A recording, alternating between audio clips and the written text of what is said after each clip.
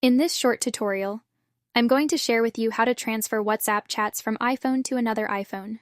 This is essential to preserve your communication history, including messages, media, and shared files. This ensures a seamless transition to your new device without losing important personal or professional conversations. To do this, simply head to WhatsApp. You want to tap onto the setting icon. Here, select onto this option of chats.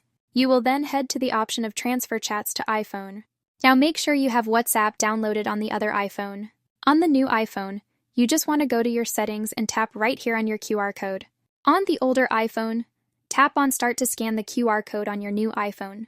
All chats will transfer from the older iPhone to the new one. Well, that's how easy it is to transfer WhatsApp chats from one iPhone to the other. And if you find this video helpful, consider subscribing to our channel for more informative tutorials like this one.